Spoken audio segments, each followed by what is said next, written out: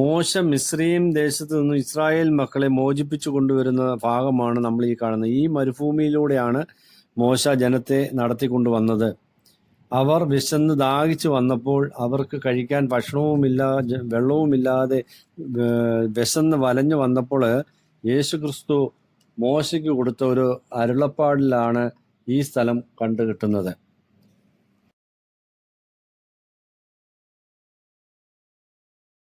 നമ്മൾ ബൈബിളിൽ കാണുന്നത് പോലെയുള്ള ഒരു വാക്യമാണിത്. സംഖ്യാപുസ്തകം 33:9 നമ്മൾ വായിക്കുന്നത്, മാറയിൽ നിന്ന് പുറപ്പെട്ട് ഏലീമിലെത്തി 12 നീരുറവിയും 70 ഈന്തപ്പനയും ഉണ്ടായിരുന്നത് കൊണ്ട് അവർ അവിടെ പാളയമിറങ്ങി എന്നാണ് നമ്മൾ വായിച്ചു കാണുന്നത്.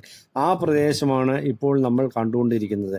ദൈവം അനുഗ്രഹിച്ച് നൽകിയ ഈ ദേശം, അവിടെ വന്ന ജനത്തിന് ഇഷ്ടം പോലെ ദാഹവും തീർത്ത് അവർ വിശ്രമിക്കാനുള്ള ഒരു സമയം അവിടെ കണ്ടെത്തിയത് ഒരു അത്ഭുതമായിട്ടാണ് നമ്മൾ കാണുന്നത്.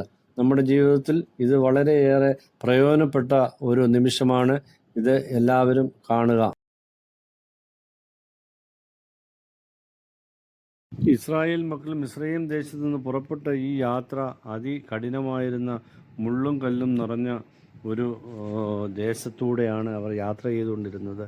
ഇപ്പോൾ നമുക്ക് കാണുമ്പോൾ നല്ല ഭംഗിയുള്ളതായിട്ട് കാണുന്നതെങ്കിലും അന്നവർ വളരെ കഷ്ടപ്പെട്ട് ബുദ്ധിമുട്ടിയാണ് ഈ ദേശത്തുകൂടി കടന്നുപോയത്.